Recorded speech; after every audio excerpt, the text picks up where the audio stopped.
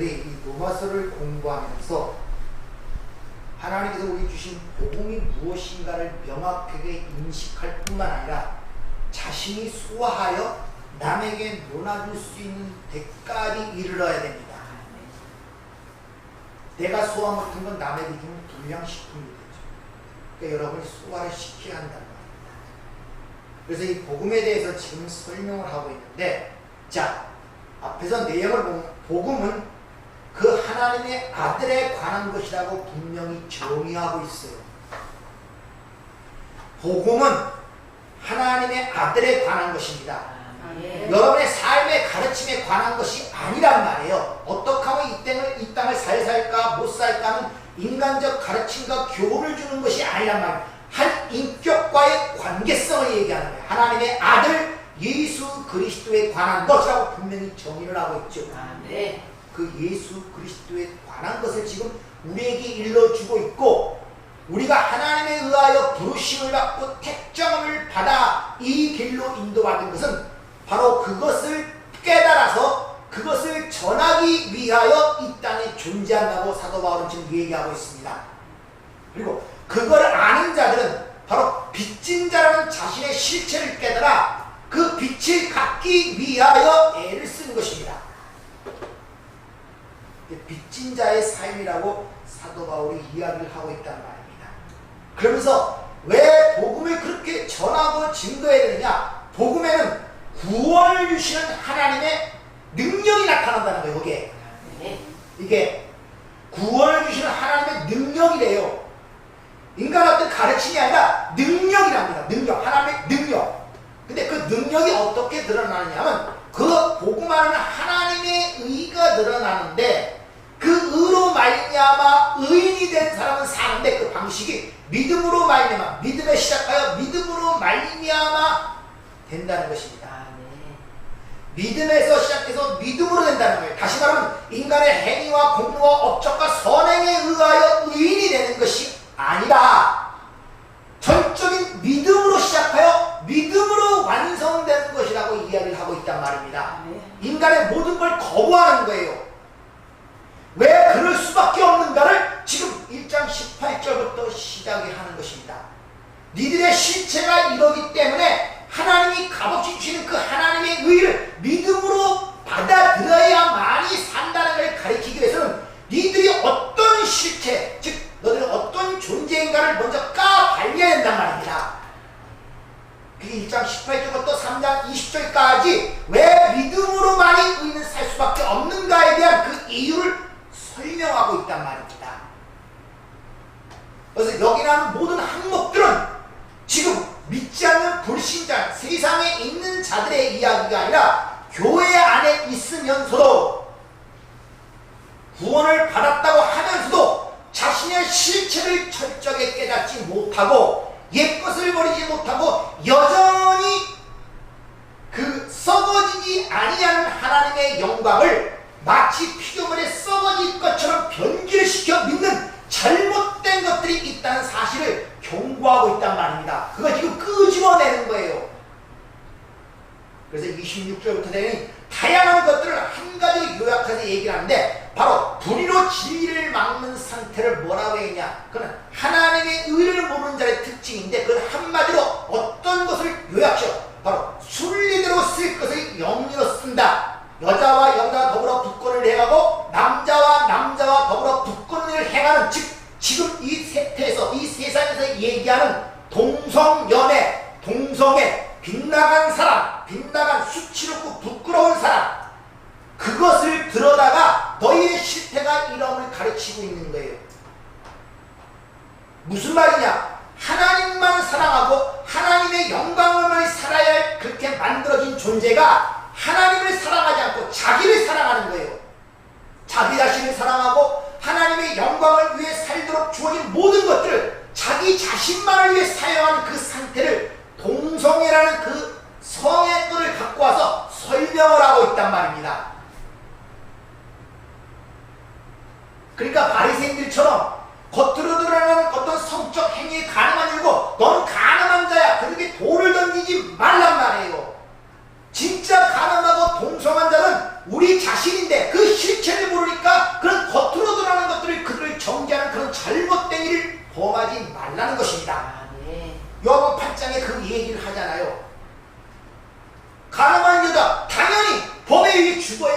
말입니다. 근데 그 안에 담긴 내용을 모르니까 겉으로는 그것만 갖고 그들을 정죄하는 거예요. 너희 중에 죄 없는 자가 던져라. 바로 우리가 동성애자란 말입니다. 주님, 내가 동성애자입니다. 나만을 위해 살았고 나만을 사랑하고 나에게 주신 모든 것들을 나만을 위해 사용하고 있습니다. 내가 바로 동성애자입니다. 이걸 깨달으란 말이에요. 네. 그걸 자꾸 밖의 것들을 보고 그들을 비난하지 말고 지금 그 이야기를 지금 우리에게 해주고 있는 거예요. 그래서 실체를, 너의 실체가 어떤가? 그래서 하나님의 올바른 자가 진단, 우리의 자아 진단이라는 것을 지지난주까지 말씀을 드린 거예요. 하나님의 의가 우리에게 오게 되면, 성령이 우리에게 오게 되면 바로 우리 안의 실체를 발가벗겨 드러내는 거예요. 창세기 3장에 선악과를 따먹고 자기가 선악의 주치자를 자기 뜻대로 하나님처럼 살려는 그 아담과 해와가 해봤던 무화과 나무잎을 벗겨내고 하나님이 지으신 그 가죽옷을 입히시기 위하여 우리가 스스로 해입은 그 무화과 나무잎을 벗겨내기 위해서 하나님의 실체를 지금 우리에게 설명하고 있단 말입니다. 그게 얼마나 하찮은 것인가요?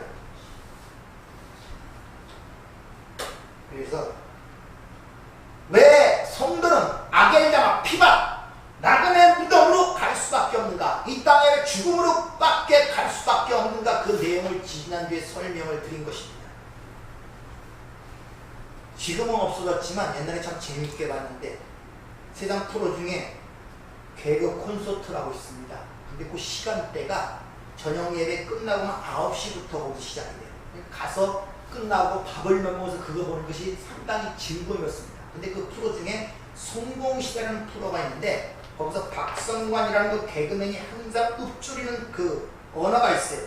1등만 기억하는 더러운 세상.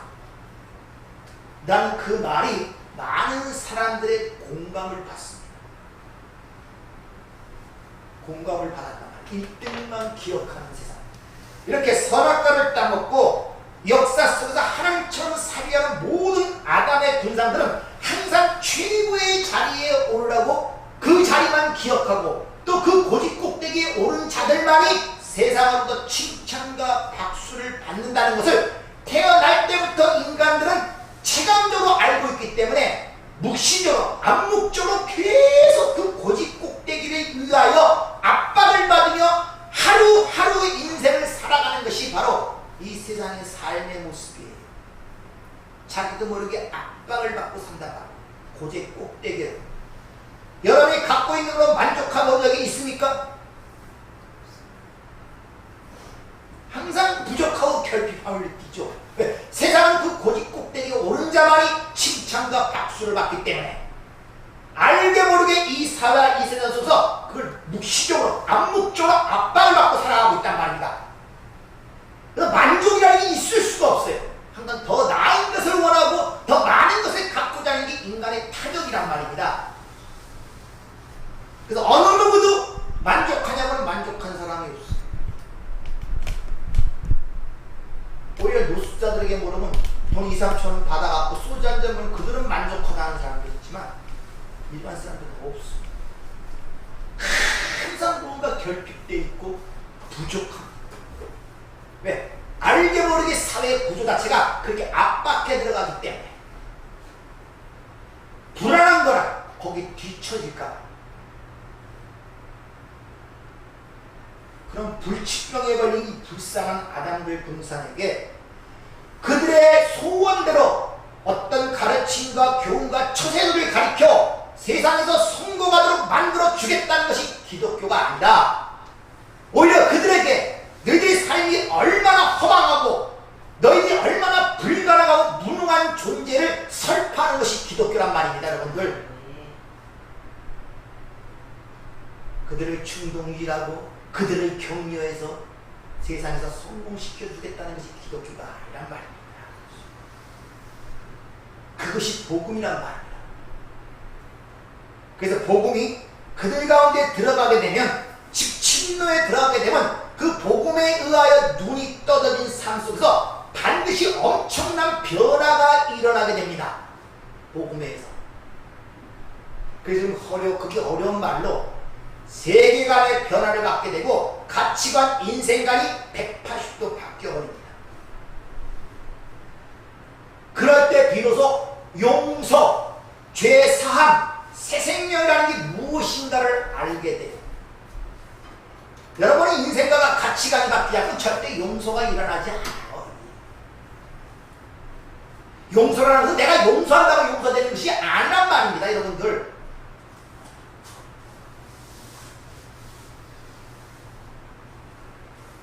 이를 통하여 육신의 정욕, 안목의 정욕, 이생의 자랑을 추구하는 육신이 파괴되고 그 안에서 이제 오직 하나님의 영광만을 위해 살고자 하는 새 사람으로 만들어진 그런 경험과 체험이 삶 속에 드러나게 돼 있어요. 반드시. 그래서 그걸 경험하는 사람들이 이렇게 고백을 합니다. 내가 환난 중에도 즐거워하라. 왜? 이런 과정을 통해, 이런 연단을 통하여 그 소망이 이루어진 일을 내가 알고 있기 때문에. 네. 복음이 그 일을 하고 있단 말이에요. 인간의 지위와 이 집착이 얼마나 강한지 아십니까? 인간은 자신의 자랑과 가치를 챙기기 위하여 어떻게든지 이 세상이 하되는 도덕적 윤리적을 동원할 뿐만 아니라 자기 양심까지 얘기하고 심지어 신이라는 걸 동원하여 자신의 존재를 증명하고 자신의 가치를 챙기려고 부단히를 몸부림을 칩니다. 모든 걸 동원해요. 나의 의로움을 증명하려고 그러고 나의 착함을 증명하려고 그러고 내가 너보다 낫다는 식으로 자꾸 자기를 끌어가려고 해요. 그래서 심지어 거기에는 하나님까지 동원할 뿐만 아니라 하나님의 법을 그 식으로 동원을 합니다. 바리새인처럼. 나는 저 세리와 같지 않음을 참으로 감사합니다. 저 가늠한 자인과 같지 않음을 감사합니다. 내가 일주일에 3번씩 기도함을 감사합니다. 이런 식으로 그걸 사용한단 말이에요. 그러나 하나님의 복음이 그 안에 침노되려면 그런 껍질을 하나하나 벗겨내는 것으로 그치는 것이 아니라 그 자체, 그 옛사람 자체를 결국 십자가로 이끌어내고 거기서 죽여버리는 것이 하나님의 역사란 말입니다. 네. 한번 생각을 하죠. 인간의 진정한 가치가 뭡니까? 얻을 때 인간이 가치가 있어요?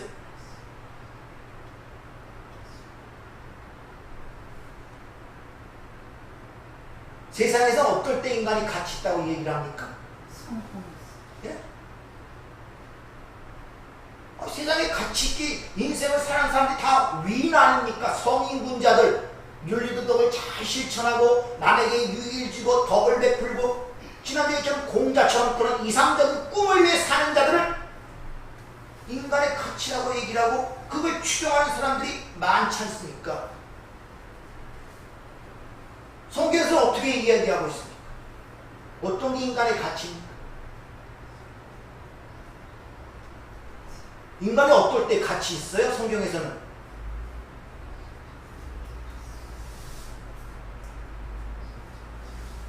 착한 일 잘할 때 가치 있다고 얘기합니까? 그럼 선한 일 잘할 때 가치 있다고 합니까? 집 팔아서 가난한 자 줄 때 가치 있다고 합니까? 어떨 때 가치가 있어요, 인간이?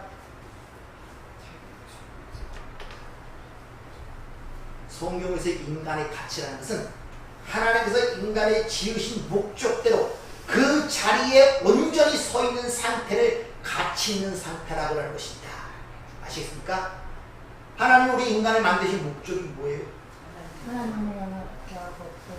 그 자리에 서 있는 게 인간이 가치가 있단 말이다. 그럴 때 인간은 비로소 존재로서의 가치를 갖고 있는 것입니다. 그 자리를 떠나면 그건 티끌인 것입니다.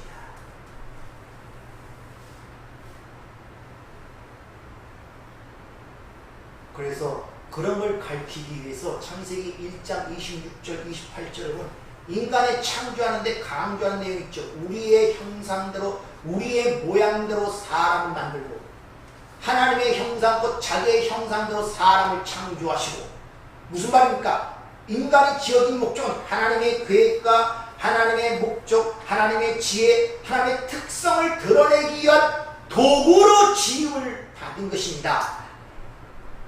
나를 나를 드러낸 것이 아니라 하나님의 어떤 것들을 드러내기 위한 도구로 지음받은 것이 인간이란 말이에요. 그 자리에 있는 것이 인간의 존재의 가치를 갖는 것입니다. 그 자리를 떠나는 것을 타락이라고 그러고 그걸 죄라고 하는 거예요. 그걸 동성애라고 하는 거예요. 그때부터 내가 하나님처럼서 나를 사랑하는 자로 돌아가기 때문에.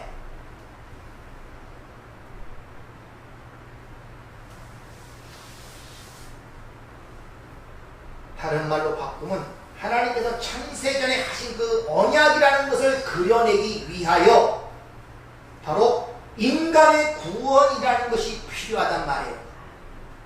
오늘 이 말씀을 잘 들으세요. 우리가 구원받았다? 그건 전부 다 인본주의 입장에서 바라보는 모든 구원, 모든 거예요. 그러니까 내가 모든 거예요. 근데 하나님의 창세전 언약이라는 그 도구를 역사 속에서 펼쳐 보이기 위한 하나의 수단으로 인간의 구원이 거기에 동원되는 것입니다. 다시 말해 하나님의 뜻과 목적은 하나님 나라의 완성이라는 그 위대한 목적 속에서 인간의 구원이 한 요소로 참여하는 것이지 인간의 구원이 하나님의 나라가 아니라니까요. 그 하나님의 온전한 모든 작정과 예정과 그 모든 창세적 그런 것들이 오직 인간의 구원만을 위한 것으로 우리는 생각을 하고 있단 말입니다.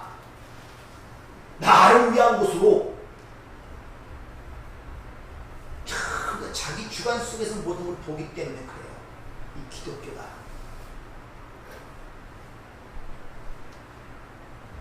그러니까 인본주의로 꽉 찬 자들은 절대 이것을 이해할 수가 없죠. 오늘 이 말씀을 잘 이해하시세요.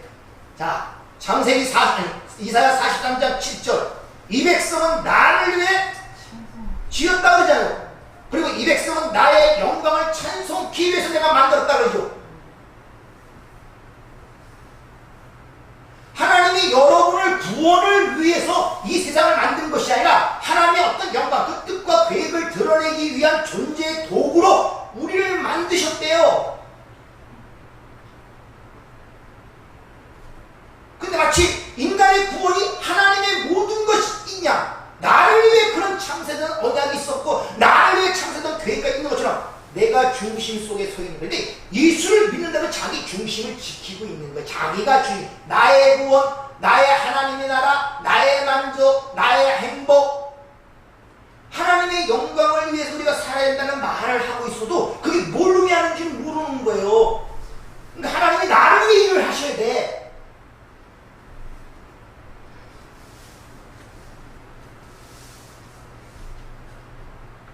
따라서 우리는 이사야 43장에 하나님이 당신의 백성들을 만들어내는 그 이 말씀 속에서 우리가 존재하는 목적이 무엇인가를 확실하고 충분하게 읽어낼 수가 있어야 한다는 것입니다.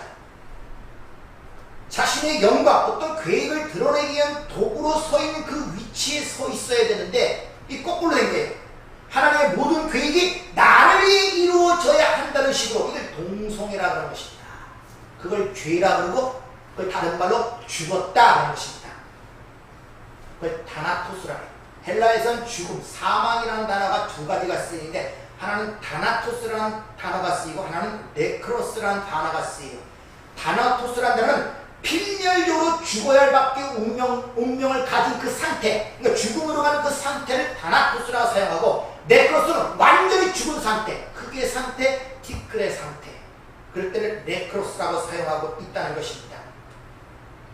그래서 자기 중심적 인본주의 충만한 사람들은 이렇게 질문해요. 하나님은 공의로우신가? 공평하신가? 왜 하나님은 어떤 사람은 구원하시고 어떤 사람은 유기시키는가? 이런 질문들을 해댔었죠. 잘 기억하시기 바랍니다. 인간의 구원, 창세기 3장부터 나오는 이 모든 사건들을 인간의 구원이라는 것은 아담이 저질러놓은 우발적 상황을 하나님이 그걸 수습하기 위한 수습책으로 내놓은 것이 구원이 아니란 말입니다. 이 구원파가 그렇게 얘기하죠. 자식이 똥 싸면 부모가 와서 똥을 치워주지 자기가 치우냐고. 그러니까 한 번 구원받았으면 그걸로 끝이라고. 하나님이 인간 존재를 끌어오는 거예요. 이것이 아담과 하와가 우발적으로, 다시 말하면 내 자식인데 내 자식이 착한 자식으로 부모는 바라고 있는데 이 자식이 어느 날 갖다 범죄를 저질렀네. 부모로 된 도리로서 어쩔 수 없이 그 뒤처리하는 이런 모습으로 구원을 생각하는 분들이 많다니까요. 하나님이 그런 인본주의를 끌어들여갖고 구원은 그런 저급한 차원이 아님을 알아야 됩니다. 다시 말하지만 하나님 나라의 완성이라는 그 큰 계획 속에 하나님의 그 이루는 완성 속에서 하나의 쓰임받은 도구로 인간의 구원이 그 요소로 작용이 되는 것입니다. 근데 그게 성경에 왜 그렇게 많이 나오냐? 그 인간만이, 하나님 인간만이 그 내용을 알아먹고 그 은혜의 영광을 찬송할 수 있는 사람이기 때문에 그래서 성경이 그 줄점으로 기록되는 거예요. 다른 짐승들은 못 알아봐요. 인간만이 그걸 알아먹고 그 은혜를 찬송할 수 있단 말입니다. 그래서 인간이 무언가를 가리키기 위하여 인간의 티끌로부터 나오는 모습으로 창세기 2장의 7절은 기록된 거예요. 흙도 아니고 먼지의 먼지, 아파르, 더스트, 영어로 더스트의 더러운 먼지. 그래서 흙으로 사람을 창조하시고 우리는 그 번역되어 있죠. 원어로는 아다마 민 아파르, 흙에서 나온 먼지, 흙에서 나온 티끌로 사람을 창조했다고 기록되고 있단 말입니다. 그래서 너의 요소가 뭔가를 가리키기 위해서 우리가 흙이라는 자체를 뭐 이해를 그걸 이해시키는 것이 아니라 너희가 아무것도 아님을 상징하는 먼지, 무로부터 어떻게 있는 유일의 존재로 되었는가를 설명하는 거예요.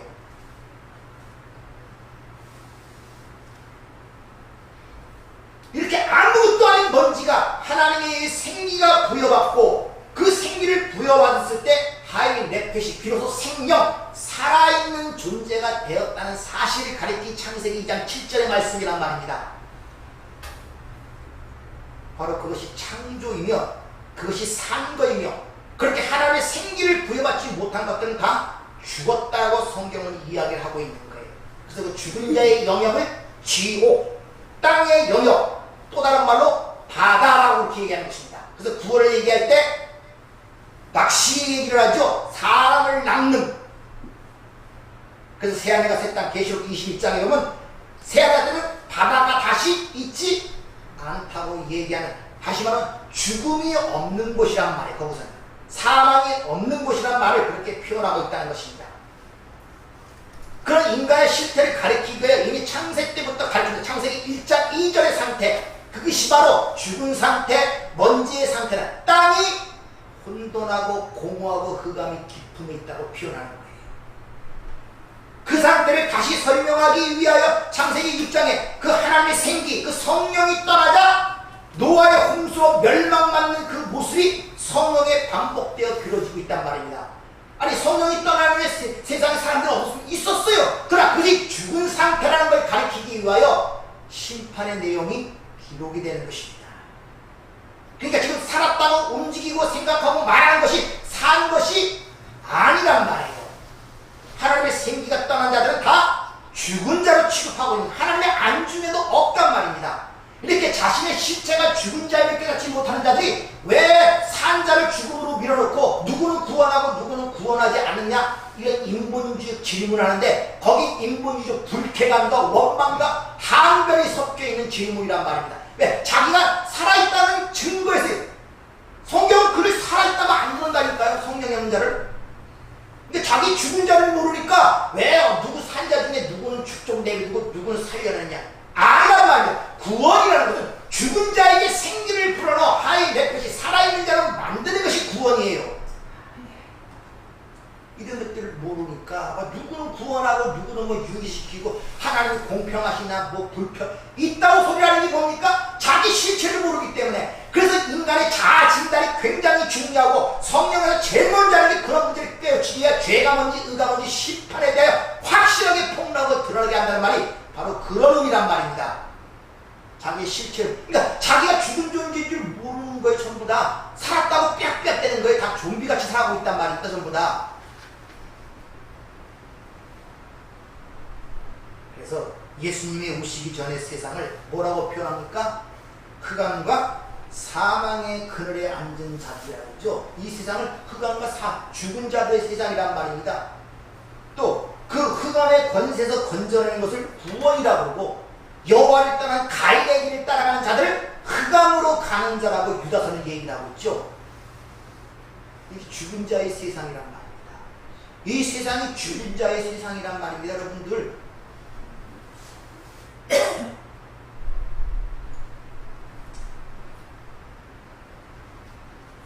따라서 하나님의 생기가 가입되는 모든 존재는 비록 그 존재가 움직이고 생각하고 숨을 쉰다 할지라도 그것은 죽은 것이라고 성경은 이야기하고 그 자체 성경은 아무런 가치를 부여하지 않는다는 것입니다. 그렇게 다 죽은 자들 가운데 어떤 자들에게 하나님의 생기를 불어넣어 그를 일으켜 세움으로 말면 이것이 내 백성이다 하는 것이 구원이란 말이에요.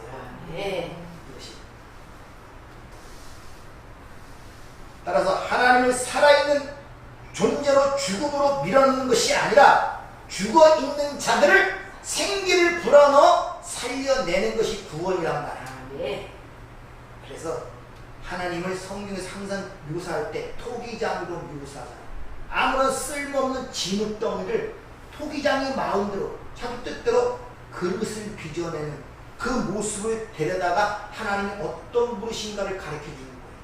그러니까 아무리 형태도 존재의 의미도 가치도 없는 진흙덩어리가 거기서 무슨 항변이 있습니까? 죽은 자가. 자가 죽은 자를 모르니까 그따구 소리를 하는 거예요. 그래서 첫 창조를 하나님께서 티끌을 사용하여 너희들의 구원이 뭔가를 가르치는, 너희는 원래 이런 죽은 존재, 티끌, 먼지였어. 근데 하나님이 내가 생기를 불어넣어 살아있는 존재가 된 거를 먼저 가르치고 있는 거예요. 그걸 모르니까 따먹으라 그러니까 얼른 따먹고 하나님처럼 살려고 그러죠. 그걸 모르니까. 이렇게 죽은 티끌이 하나님께로부터 생기를 받아 살아있는 존재가 되었습니다. 믿습니까? 네. 그러면 그것이 뭘 의미하는가? 그렇게 살아있는 존재가 주어진 생기에 의하여 장악이 되고 통치될 때만이 산 존재가 되는 거예요. 여러분 죽은 흙이었는데 생기가 들어와 살아있는 거예요. 그럼 여러분이 장악하고 있는 그 생기의 통치를 받고 그거에 의해 지배가 될 때만이 그건 산 존재가 된단 말입니다. 따라서 산 존재들은 하나님의 성령을 받아 생기를 받아 산 존재는 절대 자기 자신의 어떤 존재성이나 주체성을 주장할 수가 없었잖아요. 그렇잖아요. 그분이 떠나면 아무것도 아닌데 그분에 의해 장악되고 그분에 의해 통치되는데 거기서 어떻게 내 주체성을 주장하고 내 존재성을 주장합니까? 나는 이렇고 난 저렇고 이런 말을 합니까? 이 인간의 교만이란 말입니다. 여러분들, 이런 실체들을 깨닫기 위해 그 노마교에 그렇게 간절하게 복음을 전하는 사도 바울이 원했던 것입니다. 왜? 예수 믿고 거듭났다고 해도 그리스도인이 어린아이 같은 그리스도, 말을 받지 못하니 말을 하지 못하는 벙어리 그리스도인이 됐기 때문에 자기 실체들을 깨닫지 못합니다. 여러분 주변에 신경 쓸 여유가 없어요. 여러분 자신의 신경을 써야지. 네. 하나님 나라가 여러분 안에서 이루어지는 것이 밖에서 이루어지는 것이 아니기 때문에 그렇다는 것입니다. 네. 따라서 하나님과 관계 속에서의 존재만이 그 가치를 갖는다는 것입니다. 이걸 의라 그래. 관계성 속에서. 그래서 의는 의로 말미암아 사는 거예요. 그 하나님과 관계성 속에서만이 사람은 존재의 의미와 가치를 추구할 수 있는 것입니다. 근데 이 땅에 태어날 때부터 시편 51편에 다윗의 고백처럼 죄악 중에 잉태되고 죄 중에 출생되었다고 그랬죠. 그래서 무슨 말입니까? 이 땅에 태어날 때부터 모든 인간들은 하나님의 영광을 위한 것이 아니라 자신의 영광과 자신의 존재와 자신의 가치와 자랑을 위해서 태어나게 되어 있단 말입니다. 그것이 허물과 죄로 죽었다라고 성경이 얘기하는 것입니다. 이 세상이 전부 다 허물과 죄로 인하여 죽었다 그러죠. 무슨 뜻입니까? 이 세상은 맨날 사기치고 도둑질 하고 살인이 일어나고 전쟁이 일어나고 그래서 이 세상은 죽은 거요? 무슨 말이에요 그것이? 그게 이해돼야 이 세상이 죽은 세상이구나, 이 세상이 무덤이구나, 다 죽은 자들이구나. 그래서 하나님이 그렇게 외쳤으는구나 하는 감동이 올 거 아니에요? 죄가 뭘 했습니까? 네? 하마르티아 죄가 뭐라 그랬어요?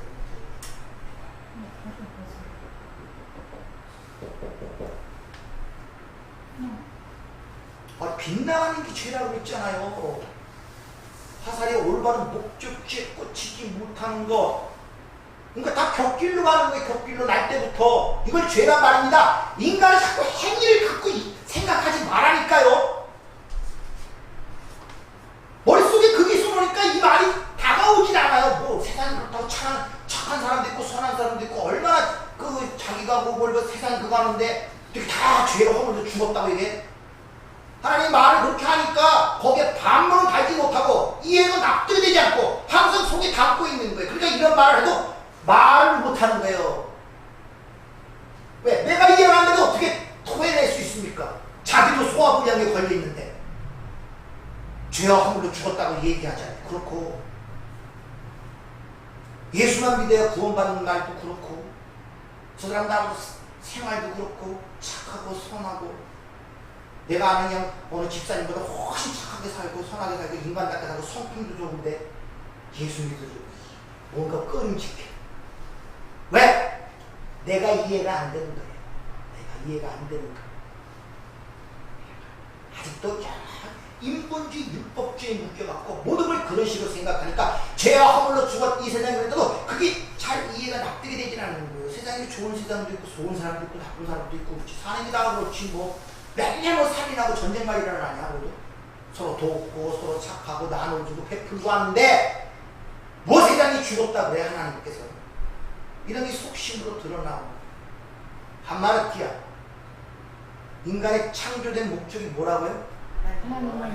뭐 하나님의 도구로 쓰임받는 삶인데 자기만 위해 살잖아요. 전부 다 자기 행복만 세상에서 이걸 죄다 그러니까 아니 당연한 거예요. 인생에서 살아서 나 행복을 위해 살죠. 내 자유를 위해 살죠. 내 만족을 위해 살죠. 내 야망과 꿈을 위해 살지 않습니까? 그걸 누가 세상에서 죄라 그래요? 당연한 것이고 인간의 최고의 목적지 아닙니까? 근데 평소에 그걸 어긋난 길이라고 그래요. 왜? 하나님이 피조물을 만든 그 자리가 아니라 딴 자리란 말입니다. 허물이 뭡니까? 허물. 그래서 바로 허물이란 말이잖아요. 허물로 죽었다고. 허물. 파라토나, 파라볼레, 비유로 던졌으면 성령에 올바르게 알아먹어야 되는데 겉으로 알아먹는 게 껍질로만 알아먹는 것입니다. 예수를 세상에 던졌더니 그 예수 안에 하나님의 아버지를 보고 하나님의 나라를 보고 하나님의 영원한 계획과 목적과 하나님의 성품과 마음을 만나는 것이 아니라 기적과 이적을 행하는 세상에 보이는 하나의 어떤 초능력자 슈퍼맨으로 본 거예요. 껍질로만 본 거예요. 그리고 그걸 대상으로 놓고 열심히 섬기는 거예요. 그 능력을 받으려고 그 힘을 받으려고 내 밖에 대상으로 섬기는 거예요. 이걸 허물이라고 해요.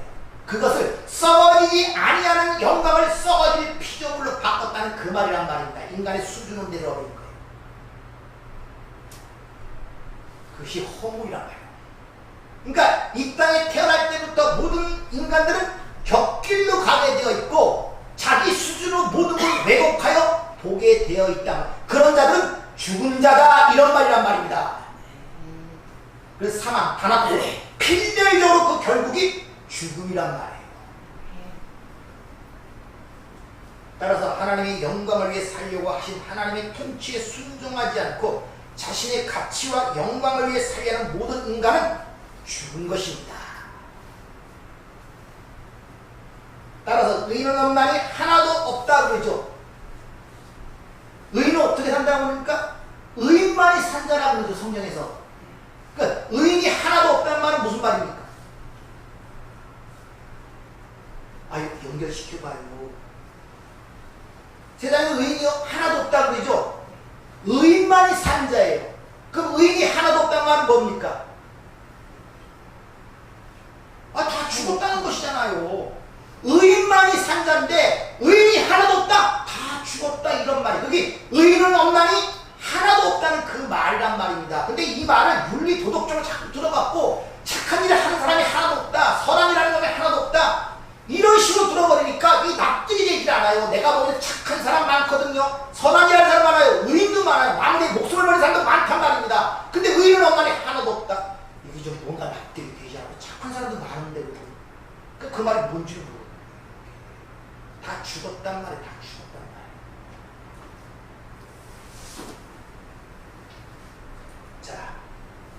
이 세상 그러니까 다 죽어서 오는 자들이에요. 그 말은 이 땅에 올 때부터 자기의 만족, 자기만을 사랑하는 자로 이 땅에 온다는 것입니다. 그걸 죽은 자라고 그래요. 그걸 사망이라고 그러고 예외가 없이. 자, 여기서부터 잘 들으셔야 돼요. 여기서부터. 자, 그런데 창세전에 이미 하나님에 의하여 삼자의 영역으로 만들어진 존재가 있다는 것입니다. 창세전에.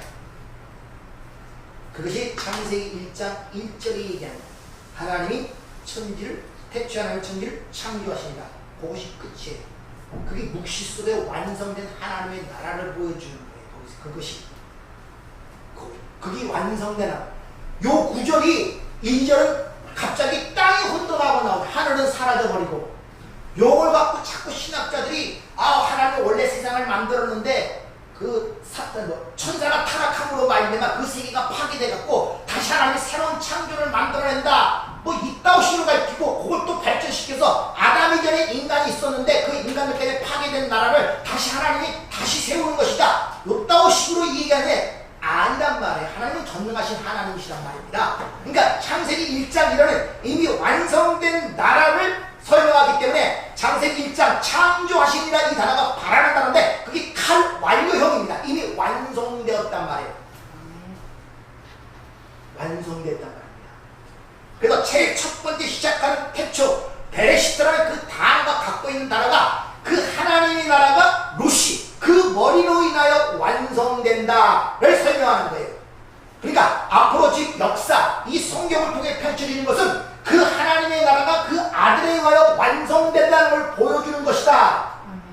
그걸 창조라 그래요. 그걸 바라는 말을 표현하는데 바라, 그 집의 머리는 바로 이분이시다. 그게 바라, 창조한 뜻이고, 그 다음에 엘로힘, 하나님이라는 그 단어가 바로 그분이 가르치고 생명을 주어 너에게 생명의 떡을 주시는 분이다. 요걸 표현하기는 하나님, 엘로힘이라고 하는 것입니다.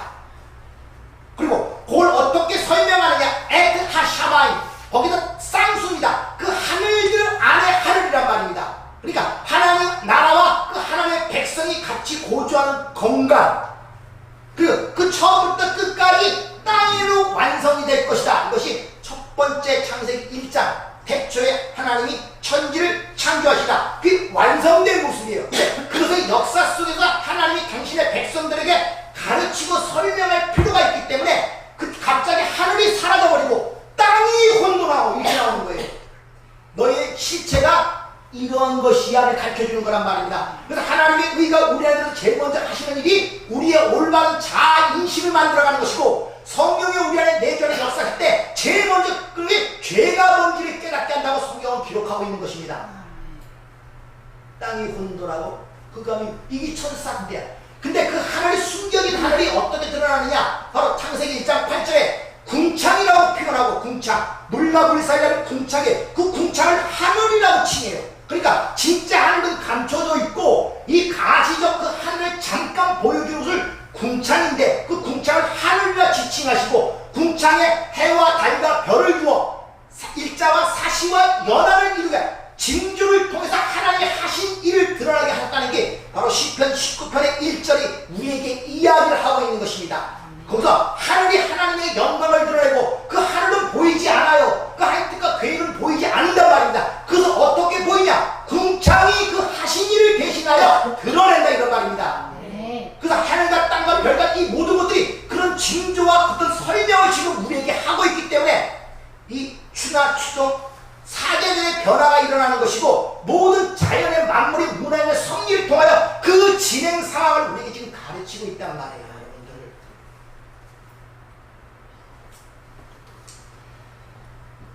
그래서 이 하늘이라는 단어가 쌍수입니다. 어디든지. 그래서 하늘에 계신 우리 아버지 할 때 기도문 가르쳐준 거 있죠? 그 하늘도 단수가 아니라 쌍수의 짝을 이루고 있습니다. 반드시 하나님의 나라는 하나님의 백성, 하나님의 아들과 짝을 이루고 있는 곳이 하나님의 나라예요. 그래서 쌍수로 드러나는 거예요.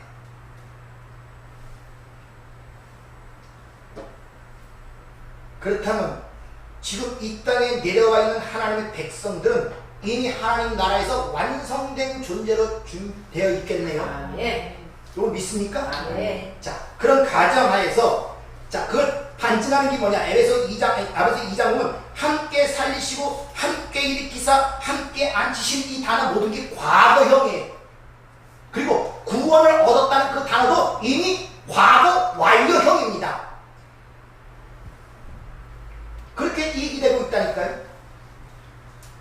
그러니까 이들이 분명히 이미 하나님 나라에서 산 존재로 있는 자들인데 그들이 이 땅에 사는 모습은 여전히 세상의 죽은 자들의 삶의 모습과 똑같이 살게 되어 있단 말입니다. 왜 그곳으로 보내셨냐는 의문이 나잖아요. 왜 그렇게까지 하겠습니까? 예? 너의 존재가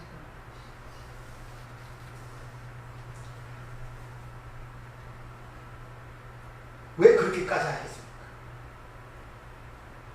왜 죽은 자의 삶으로 이 땅에 보내서 그런 삶을 살도록 하시겠냐 말이에요. 뭘 그걸 내버려 두셨다 이 말이 파라디돔이 어떤 의도와 목적을 갖고 넘겨놓단 말이죠. 하나님 이미 완성된 그 백성들을 이 땅으로 넘겨놓단 말이에요. 어떤 의도와 목적을 갖고 어떤 의도와 목적으로 이 세상을 보냈겠습니까? 우리의 존재가 뭔지 그렇게 왜 깨닫게 하겠습니까? 하나님의 영광 그 은혜의 영광을 찬송하기 위하여 이 백성은 나를 위해 지은 나의 찬송을 하게 하기 위함이라. 인간만이 하나님이 하신 그 일을 이해하고 그걸 받아 감사하며 그 은혜에 찬송할 수 있는 유일한 존재가 인간이란 말입니다. 그걸 가리키기 위하여 그 일을 받기 위하여 그걸 경험하기 위하여 우리의 실체가 어떠함을 깨달아야 거기서 건져진 그 하나님의 은혜를 찬송하고 그 사랑에 감사할 거 아니에요. 자기 원위치를 모르는데 무슨 감사를 합니까? 그걸 깨닫기 위하여. 여러분이 이 땅에 살면서 자신의 실체뿐 아니라 이 세상이 얼마나 추악하고 더러운지를 깨달아 가십니까?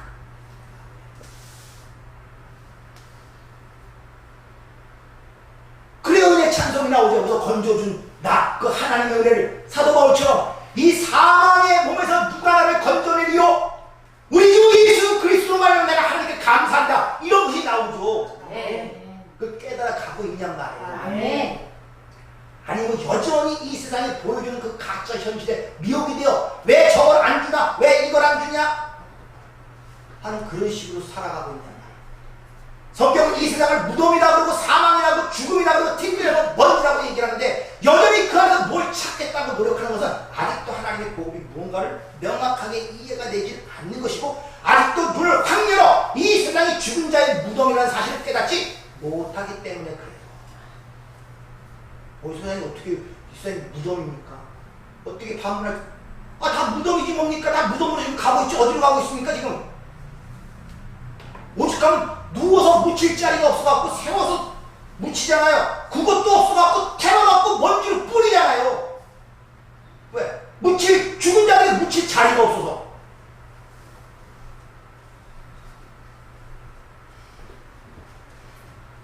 다윗이 밧세바와 우리아 사건을 통해서 처절하게 깨달았습니다. 내가 태어날 때부터 죄 중에 잉태되었고 죄악 중에 출생되었고 뭐라고 고백합니까?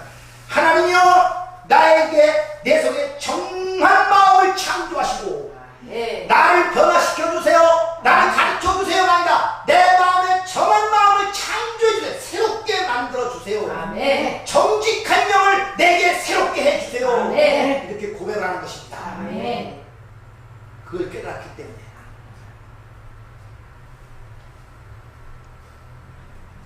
바로 그걸 배우는 것이 이 역사의 장이고 여러분의 인생이고 다시 말하면 성도의 신앙생활이에요.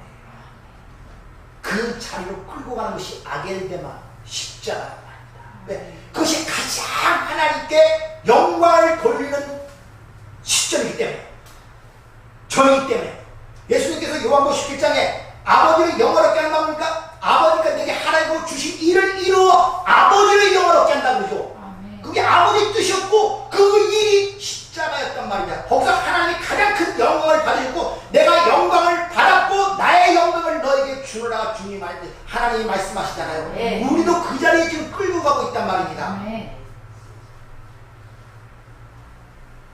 이런 일들은 성령에 의해 눈이 열린 자만이 알 수 있는 거예요. 아멘. 누가 이를 알겠습니까?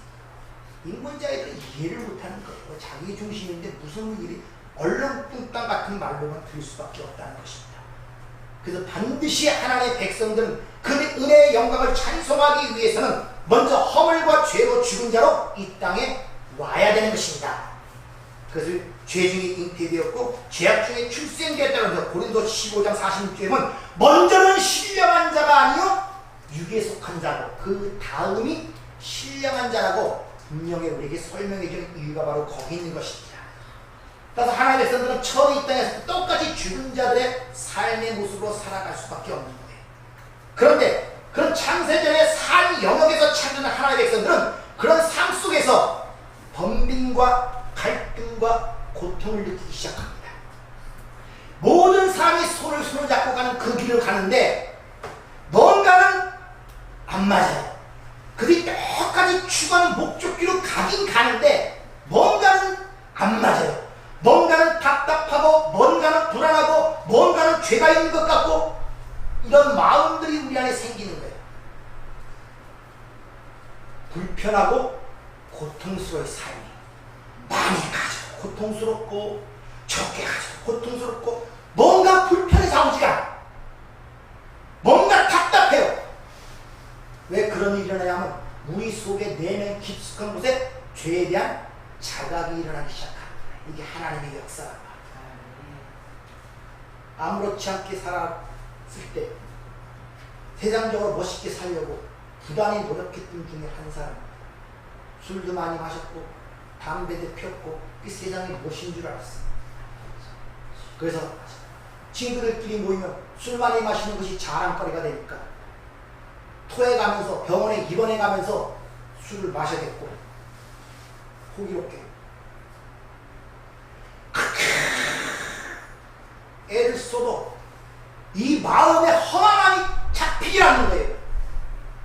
마음의 허망함이 이것저것 다 잃고 저 청풍이라는 곳에 쫓겨 들어가서 직장 생활을 시작할 때 직장 생활을 하는데 왜 그렇게 허무한지 주야만을 뛰는데 낮에 와서 자는데 밥 먹고 자면 잠이 안 오고 인생이 자꾸 생각이 나면서 내가 왜 살지? 이대로 살아서 뭐하나? 이런 허무함을 팍 들기 시작하는 거예요. 그런 일은 하나님께서 과거서부터 이미 작업을 하셨어요. 나는 지금이야 그게 하나님의 작업인지 인식했지만 그 당시에 몰랐습니다. 그래서 머리 깎고 중도 되려고 했어요. 여러분들. 허망함 때 마음이 채워지지 않아요. 뭘 해도 미칠 것 같아요. 그렇게 하나님께서 내 안에서 작업을 하시더라고요. 어느 날 사람이 갖다 놓은 한 복음서인가 테이프에 의하여 내 실상이 깨어지기 시작하는데 왜 그렇게 눈물이 나고 죄송스러우면서 감사하고 하는지 언제가 말씀드렸죠. 6개월을 울고 다녔다고. 눈물만 나요. 세상에 미운 것도 없고 두려운 것도 없고 개가 물려고 달려드는데 그 개까지도 사랑스러워 보여요. 그게 울면서 댕기는데 마치 구름이 떠다니는 것 같아요.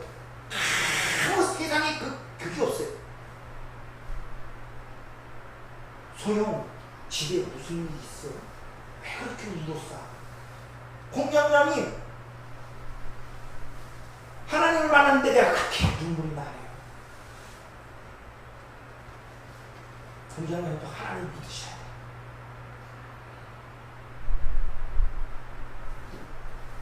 다시 그때 그 감동이 지는 날하니까 떠오르는데 그렇게 허망한 가운데 주님을 만나니까 속이 채워지기 시작하는데 세상에 그만한 행복이 없어요. 그 힘으로 여기까지 살아온 것입니다. 아멘. 그 힘으로. 하나님을 만난 자는 이런저런 생각 없습니다.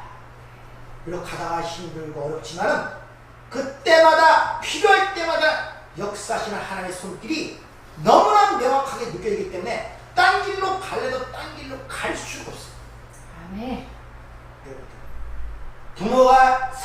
하는 것이 논리적으로 배워서 하는 거 아닙니다.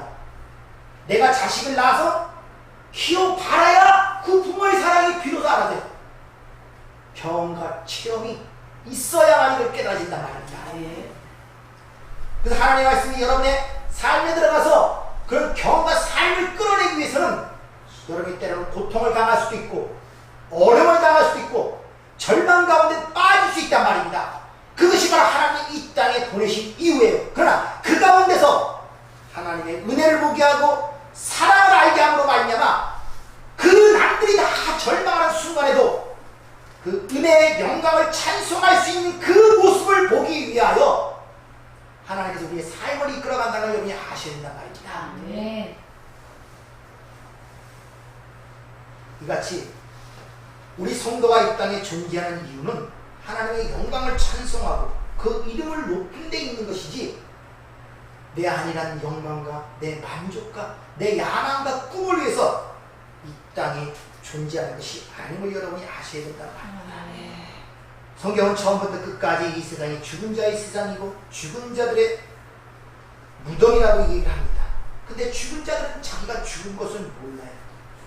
유일하게 성령에 의해 눈이 뜬 자들만이 내가 사는 이 세상이 무덤이며 그들만이 이 세상의 무덤 속처럼 여기고 여기서 진저리가 치며 여기서 벗어나려고 노력을 하는 거예요.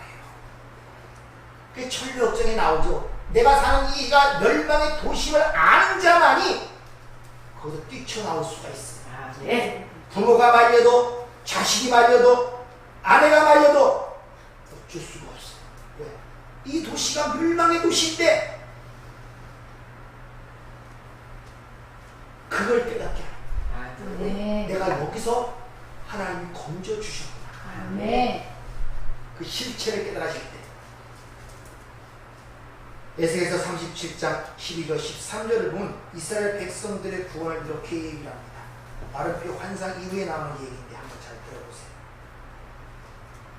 그러므로 너는 태어나여 그들에게 이르기를 주 여호와께서 이같이 말씀하시기를 내 백성들아 내가 너희 무덤을 열고 너희로 거기에서 나오게 하고 이스라엘 땅으로 들어가게 하리라. 내 백성들아 내가 너희 무덤을 열고 너희로 거기에서 나오게 한즉 너희는 내가 여호와인 줄을 알리라. 내 백성들을 무덤을 열고 거기서 불러냈다고 분명히 말씀하죠. 그럼 이스라엘 백성들을 불러낸 것이 어디입니까? 애굽이죠. 애굽, 바벨론. 거기서 지금 성경은 그걸 무덤이라고 해요. 이 세상이 무덤이란 말입니다. 거기서 지금 불러냈다고 지금 우리에게 얘기하고 있단 말입니다. 하나님께서 당신의 백성들을 죽은 자들의 세상에서 또 바벨론 포로된 그곳에서 건져내어 산 자로 자유로 만들어내신 것을 구원이라는 그것을 우리에게 가르치고 그 은혜를 깨달아 그 은혜의 영광을 찬송하기 위해서 우리를 이 무덤 속으로 보낸 거예요. 그래서 예수님을 무덤 속으로 보내잖아요. 그리고 무덤을 열고 사망을 패하시고 부활하심으로 말미암아 하나님의 영광을 드러냈잖아요. 똑같은 여정을 지금 우리가 밟아가고 있다는 것을 여러분이 기억하시길 부탁을 드리는 거예요. 따라서 우리는 하나님에 의하여 눈이 열려 이 세상이 무덤이라는 자각과 함께 그로 끝나는 것이 아니라 고통으로 느껴지기 시작합니다. 뿐만 아니라 타고난 성품에 의해 육신의 정욕과 이생의 자랑을 통해 추구하려 하는 내 욕망과 꿈이 사라져가는 과정 속에서 또 고통을 느낍니다.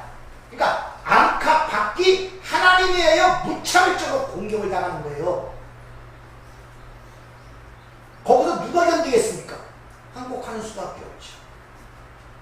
항복하는 수밖에 없는 거예요. 여기 4명뿐만 아니라 여기 가장 가까운 여러분의 갖고 있는 몸도 지금 무차별 공격을 당하잖아요. 사방으로부터. 따라서 그 영원한 죽음, 네크로의 죽음을 죽지 않기 위하여 죽을 수밖에 없는 그 운명 속에서 그 죽음을 맛보는 자로 살아가는 것이 바로 저와 여러분의 신앙생활이라고 합니다. 근데 거기서 끝나는 것이 아니라 뭘 발견해야 된다? 거기서 건져주신 하나님의 은혜를 봐야 돼요. 은혜를. 그래서 우리에게 항상 구원을 얘기할 때 구원을 내가 만들어간다는 게 아니라 구원이 이루어진 상태에서 어떤 이야기를 성경은 항상 끌고 가고 있어요. 무슨 말이냐? 하나님이 약속을 하시고 그 약속대로 과정을 이끌어 가시죠. 그러니까 하나님이 약속하시면서 이미 완성된 상태입니다. 왜? 하나님은 전능하신 분이기 때문에 당장 무덤에 끌어낼 수가 있잖아요. 근데 여정이라는 게 필요해요. 이렇게 하나님이 먼저 약속하시고 다시 완성시킨 다음에 그것이 무언가를 가리키고요. 여정이라는 과정을 통하여 그 여정을 왜 주신다고요? 하나님의 은혜의 영광을 찬송하기 위하여. 그것이 하나님이 인간을 만드신 창조의 목적이고 그것이 우리가 서 있을 자리란 말입니다. 그러니까 여기 나타나는 모든 것들 예외가 없어요. 거기 뭐 때로는 실수와 실패로 인하여 죄악이라든지 뭐 아픔이나 고통이라든지 삶의 어떤 다양한 문제가 나타날 것입니다. 그 속에서 하나님의 은혜를 보란 말입니다. 네.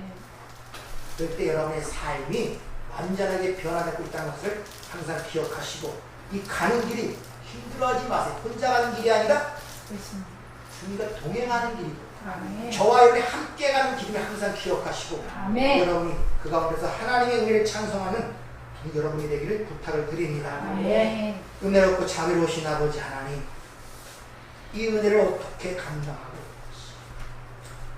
이 은혜를 어떻게 찬송을 올려야겠습니까?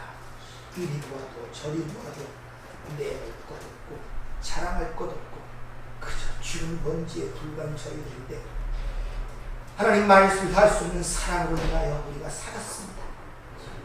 우리가 살지 못했더라면 먹고 마시다가 영원한 멸망으로 떨어질 뻔한 하루살기 같은 인생들이 이제 그 영원한 나라의 백성이 되어 그 하나님을 알고 하나님을 찬송하는 자가 되었습니다. 이 복이 뭐의 비교가 되겠습니까? 이 축복이 뭐의 비교가 되겠습니까? 하나님 이 은혜를 놓치지 않고 누리며 찬송하는 우리의 삶이 될 수 있도록 저희들을 축복하여 주시옵소서.